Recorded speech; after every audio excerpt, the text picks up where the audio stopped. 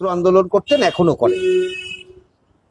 ছাত্ররা বরাবর একটু ফাঁকিবাজ হয় পড়াশোনায়, বিশেষ করে আপনারা যারা রাজনীতিও করেন পড়াশোনাও করেন।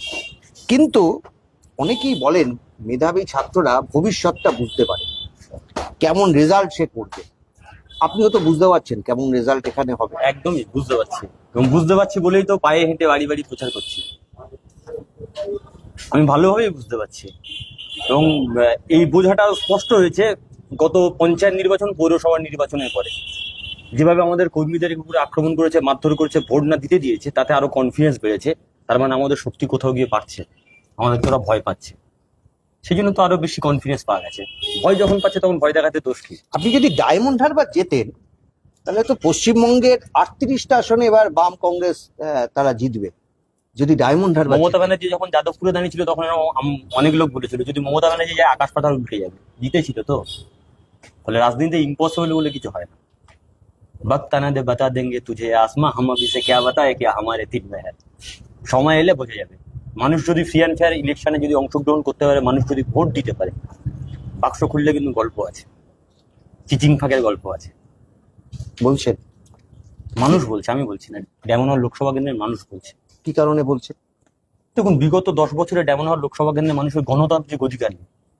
না ভোট দেওয়ার অধিকার আছে, না কথা বলার অধিকার আছে। সেটা তো গেল একটা প্রশ্ন।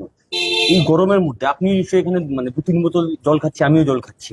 ভাবতে পারেন স্বাধীনতার এত বছর পরে ডেমনহর লোকসভা কেন্দ্রে মানুষ পানীয় জল পান না।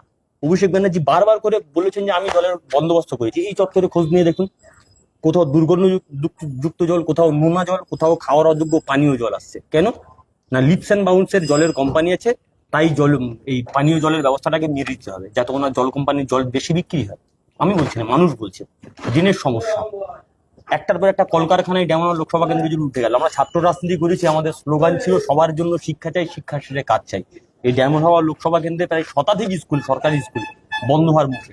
অসংখ্য কলকারখানা, ফলতা অবাধ বাণিজ্য কেন্দ্র হতে পারে, বিষ্ণুপুর হতে পারে, মহেশতলা, বজবজ হতে পারে, অসংখ্য কলকারখানা ঢুকছে, কলকারখানা প্রায় বন্ধ হওয়ার মুখে। ফলে এখানে ওই রাজনীতির ময়দানে ছাত্র রাজনীতির এই রাজনীতির মধ্যে পার্থক্য খুব একটা বেশি নেই। তখনও স্লোগান যা তুলতাম, এখনো তাই স্লোগান তুলি, সবার জন্য শিক্ষা চাই, শিক্ষান্তে কাজ চাই। কিন্তু দেখুন বিগত যে নির্বাচনগুলো আপনি যদি দেখেন, ডায়মন্ড হারবারের বুকে সবকটা নির্বাচনে 2011 সালের পর থেকে আপনারা কোথাও কোনো আসন পাননি, পঞ্চায়েতে পাননি।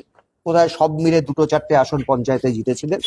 গোটা পুরসভা নির্বাচনে কোনো খাতা আপনাদের খোলেনি। বিধানসভা নির্বাচনে এখানে যে 7টা বিধানসভা কেন্দ্র রয়েছে কোথাও আপনারা নেই, লোকসভা কেন্দ্র তো বটেই। যেখানে গোটা রাজনৈতিক যোগফল হচ্ছে 0, সেখানে আপনি দাবি করছেন ডায়মন্ড হারবারে অভিষেক বন্দ্যোপাধ্যায় হেরে যাবে। তৃণমূল কংগ্রেস যখন ভোটে দাঁড়িয়েছিল, যখন তৃণমূল কোথায় কিছু ছিল না, তখন তৃণমূল একটা মাত্র এমপি পেয়েছিল। ফলে রাজনীতিতে অবিশ্বাস বলে কিছু হয় না। আর আজকের 0 পেয়েছি আমরা, বিধানসভাতে 0 পেয়েছি। তারপরে সবচেয়ে বেশি আক্রমণের শিকার পঞ্চায়েতে আমরা হয়েছি। কেন?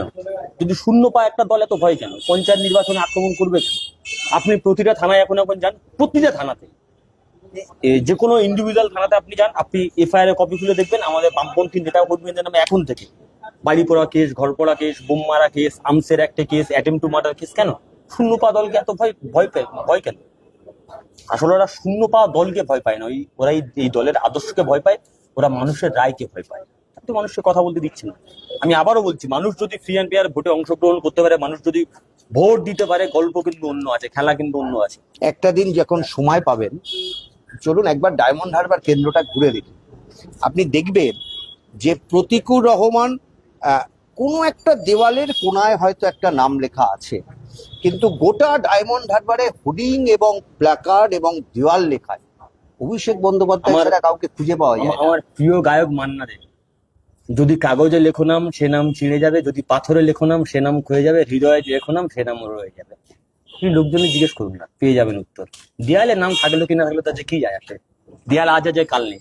আর গায়ের জোরে সংগঠন আছে, জোর করে দেয়াল দখল করে নেওয়া, জোর করে মানুষকে গিয়ে বলা, এমন চলুন না আমার সঙ্গে। বাড়িতে গিয়ে এখন জেরক্সের দোকানে স্টিক নোবিলস বিজ্ঞাপন মারিবেন না, বিক্রি হচ্ছে। জিজ্ঞেস করলাম কেন?